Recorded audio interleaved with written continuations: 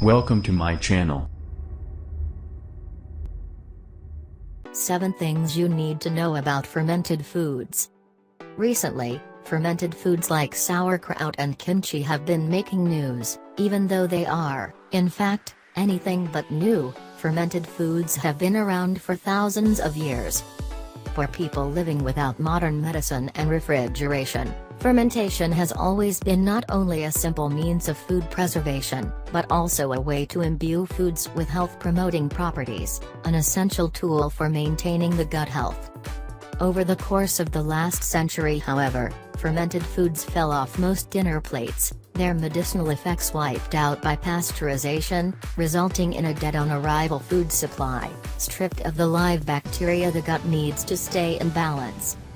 Fortunately though, there is a deliciously easy fix for this modern problem: incorporate more probiotic, fermented foods into your diet and put those live, good-for-you organisms back where they belong, in your gut. Here's a food for thought introduction to the health-boosting power of the fermented foods and how to get more of them into your daily diet. 1. Fermented foods help fight off disease. It's estimated that roughly 70% to 80% of your immune system is in your gut. Feed it poorly and your gut will be left with few defenses, easily overwhelmed by bad bacteria, wide open to disease-triggering inflammation and plagued by gastrointestinal ills like IBS-type symptoms, that is, gas, bloating, constipation, diarrhea, etc. In your weakened state, you may also be more susceptible to colds and flu. But, if you introduce good bacteria into the gastric mix via fermented foods, you'll enable your gut to crush opportunistic invaders and disease-triggering inflammation, long before they can gain the upper hand. Simply put, a healthy, balanced gut can send illness packing. 2. Fill her up, twice a day. To fortify your gut, start incorporating small servings of fermented foods, once or twice a day. Toss fermented veggies like beets or sauerkraut into salads, enjoy them on their own, as a side dish, or, if you're feeling adventurous, consider adding a spoonful or 2 to your morning smoothie. I like adding a few fermented beet slices and a splash of beet juice to my berry smoothies, particularly on those days when I feel like my gut needs a boost. 3. Fermented foods can save you cash.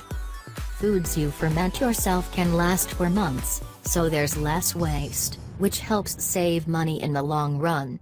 If you're not the DIY type, commercially produced or store-bought fermented foods will also have a long, preservative-free shelf life, so they're a pretty good deal too, even with the higher price.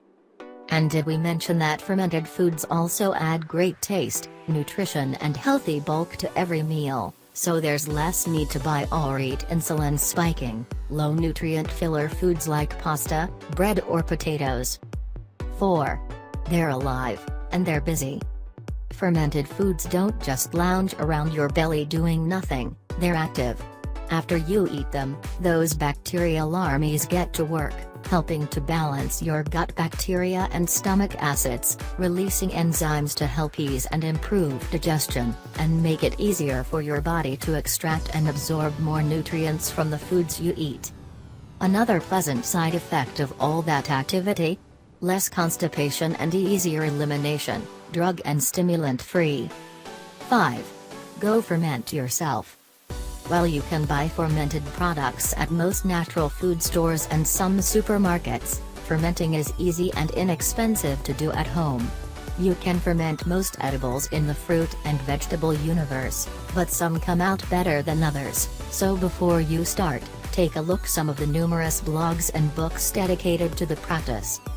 Donna Schwenk's book Cultured Food for Life, How to Make and Serve Delicious Probiotic Foods for Better Health and Wellness, is a great resource, as is Fermented Foods for Health. Use the power of probiotic foods to improve your digestion, strengthen your immunity, and prevent illness, by Deirdre Rawlings, PhD, ND.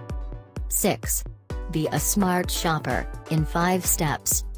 If you're not planning to grow your own, then here are a few pointers on what to look for when buying fermented foods. Your mission: to get the most active cultures for your buck. To do that, be on the lookout for. Keep cool. Fermented foods are full of live organisms that must be kept cool to survive, so buy only fermented items in the refrigerated section of the store. It is what it is. Fermented foods will, not surprisingly, have the phrase fermented printed somewhere on the label, so make sure it says so. Put it out to pasture. Be sure the label does not say pasteurized, because the pasteurization process wipes out the cultures you need to help fortify your gut. Fermented and pickled are two different things, so don't confuse the two. They're not interchangeable. Pickled foods are exactly that. They're pickled in liquids like vinegar or brine, but not fermented, unless it says otherwise on the label. Buy organic. Look for fermented foods that are made from the best raw materials possible, namely those made from organic, non-GM or locally farmed produce. 7. Get to know the classics. So what to buy or make yourself? Try a variety of fermented organic veggies and fruits. The possibilities are endless. Among the more popular ones to work into your daily diet: fermented beets, radishes, tomatoes, onions, garlic, kimchi, green beans and sauerkraut.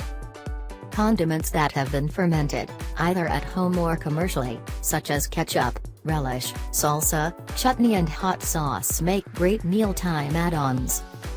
For dairy eaters, fermented yogurts, kefir, cultured buttermilk and some cheeses are good options.